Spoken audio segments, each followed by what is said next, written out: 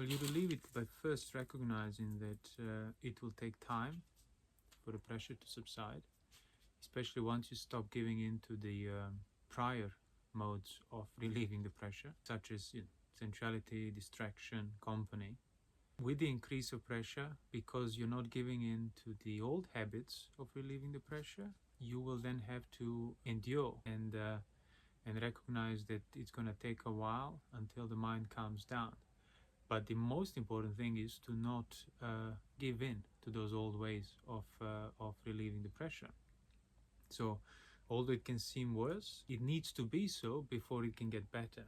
That's kind of how these things work.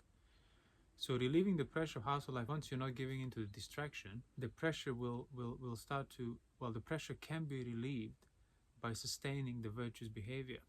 So again, initially when the pressure is all doubled up, so to speak, it just might even seem counterintuitive that sense restraint and virtue would relieve this pressure, but actually if you sustain it, it will, because you're not fueling anymore those habits that have been pressuring you even before you started practicing sense restraint.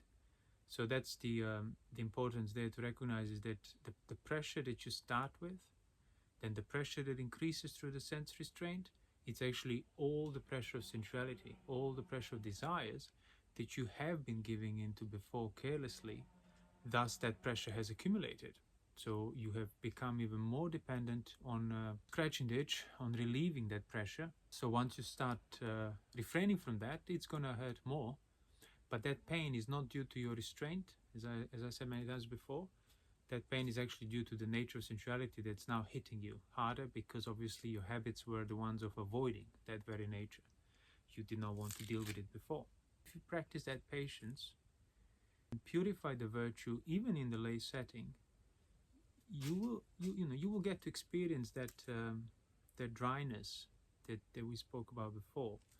Dryness from the these sticky, pressuring habits of desires from before, and then you kind of have a confirmation that the pressure is not lessening in itself, because the nature of sensuality remains the same. What has changed is that your mind now is not perturbed on account of the pressure. If the pressure that's there, it's not pressuring you, that means basically there's no pressure. There's no pressure for you. So you could see that the pressure now is contained within the nature of sensuality. In the same sense, for example, you would see the simile of a poisonous drink. Say the simile of a beautiful beverage that it's actually laced with poison. So you used to drink it, you used to enjoy it, but now you sort of you learned that there's poison in it. So the pressure of drinking that tasty beverage, the habit, is still there, but the knowledge of the poison just it prevents you from doing it. You still know, you still can remember the taste of it, how enticing it was, but now the knowledge that it will bring you harm is just so established that you don't even consider it for a second drinking it. So in other words, although the beverage hasn't changed, the pressure, the taste, the induciveness of lust in it is still there, but you have absolutely no desire for it, because the knowledge of the imminent, implicit, inseparable danger from it is apparent. So when that kind of perception is developed, then the sense restraint becomes the basis for pressurelessness. So for the absence of that pressure, you now see directly, depending on your virtuous behavior that has been developed beforehand, that has been cultivated, unbroken and sustained. And now the mind does not move on account of pressures that are encountered in the world. And that's kind of the whole point. It's not to stop perceiving things in the world that used to cause you pressure. It's not about not seeing, not experiencing that pressure in the world. It's about not being moved by it. So that's even where the practice of samadhi comes. It's not about pleasant abiding of thoughtlessness or something.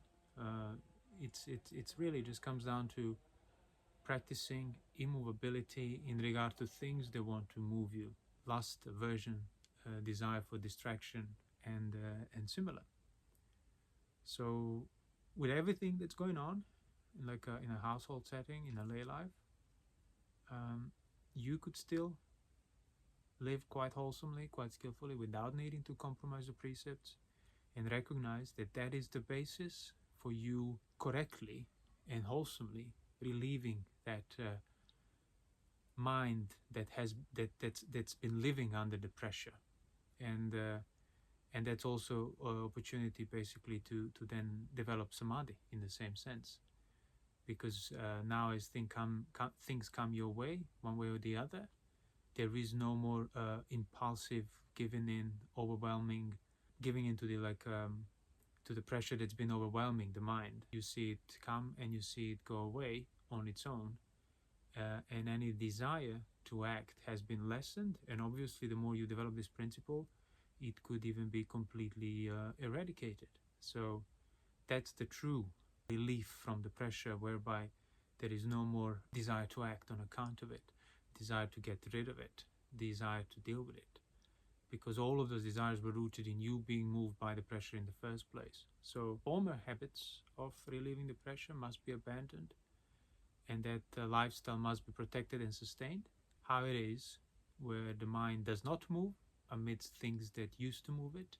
So when the pressure is still there, with things that would exert pressure still there, yet no pressure is felt. So that's pretty much that's the goal to strive for. Not to never see or perceive that which pressures you or it used to pressure you. It's simply to not be moved on account of it one way or the other.